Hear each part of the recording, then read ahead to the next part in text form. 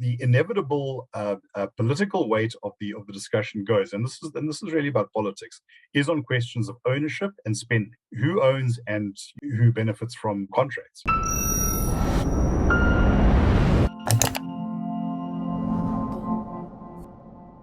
Legal resistance to BEE is undermining social stability and democracy, so argues Minister Ebrahim Patel of the Department of Trade, Industry and Competition. Joining me to react to these comments is Terence Corrigan of the IRR. So Terence, what has been the effect of BEE on South Africa? The minister is articulating a position that is basically sacrosanct and non-negotiable for South Africa's government.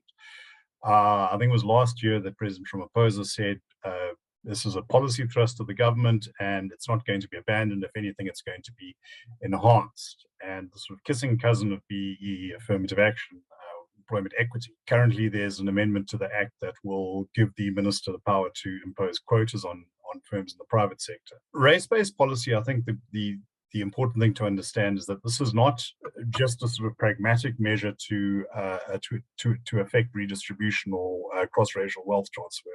This is very much located in an ideological worldview.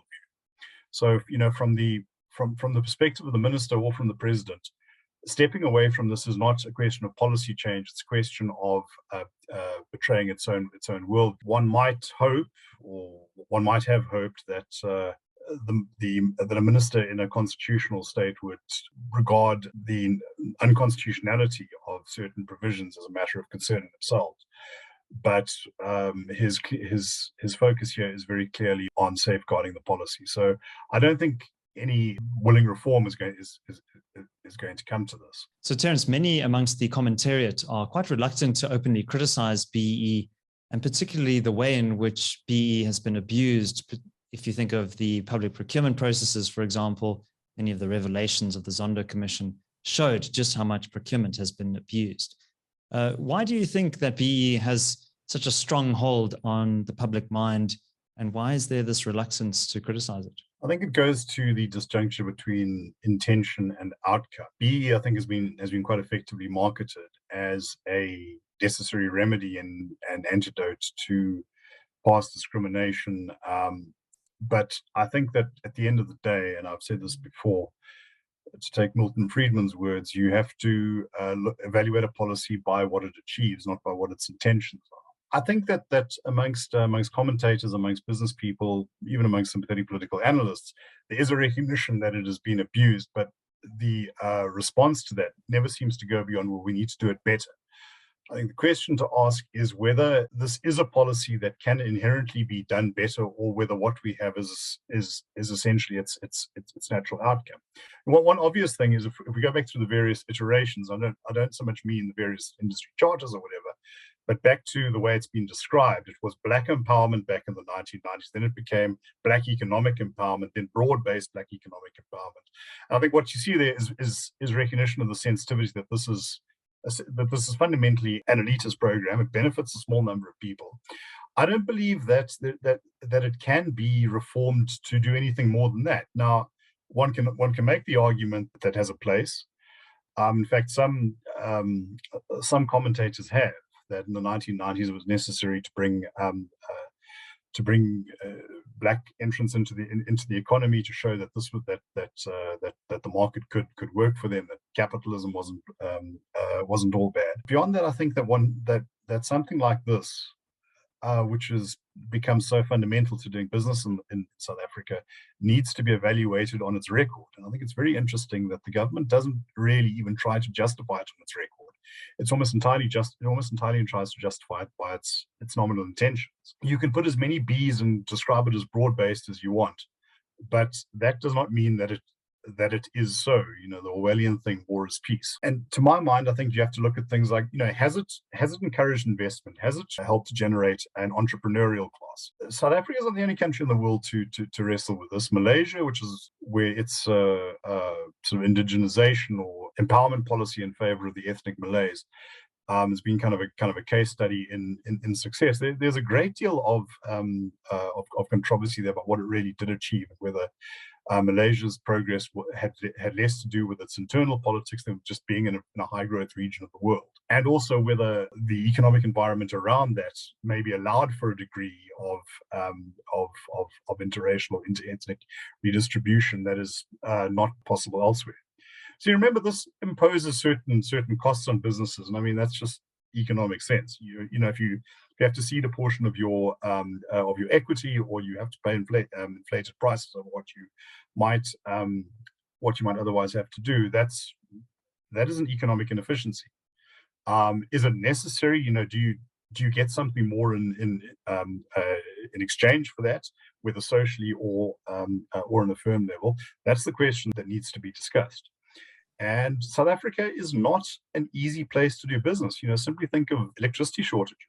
Perhaps would be a productive policy if everything else was working perfectly. Perhaps if South Africa was the belle of the investment ball. But investment is sitting like at historic lows now. One has to decide, what trade-offs are to be made, because you can't always get everything you want at the same time. Yeah, and I think there's a reason why the government is doubling down on the policy despite some of its manifest failures, is because it's very beneficial to the elite. Yeah, well, as I say, I think the first port of call in any kind of discussion on this is to realize that this is an elite policy.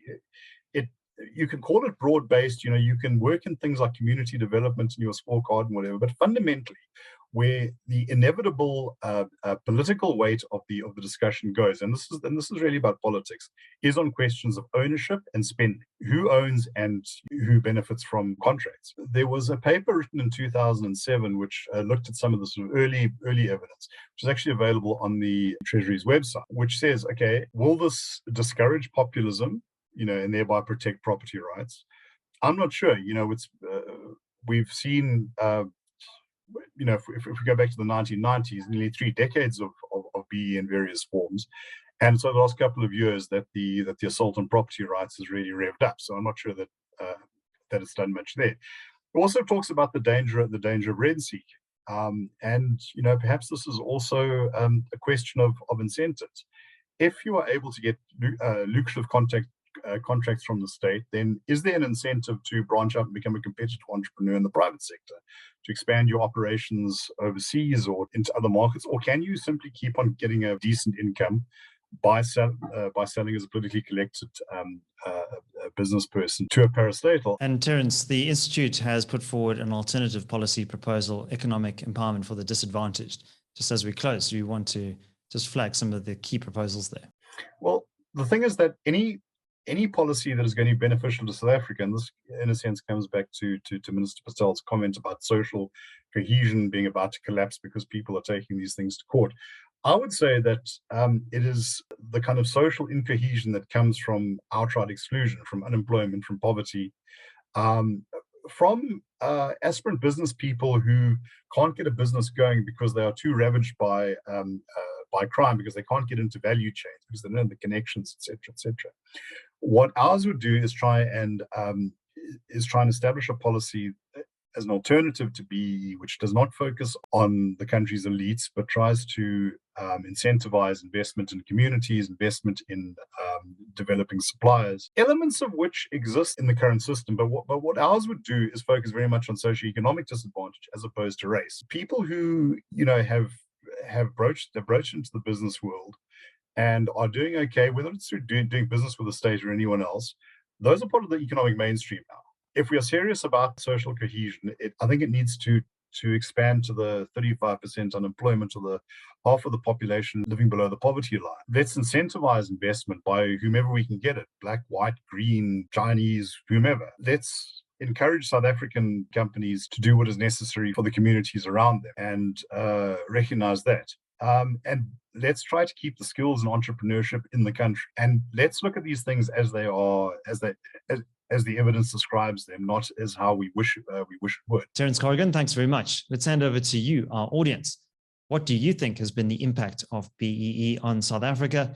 Leave your thoughts down in the comment section below. Also, please do remember to like this video. That really helps with the algorithm. And if you haven't done so already, please do hit that subscribe button. My name is David Ansara. This is the CRA. Until next time, take care.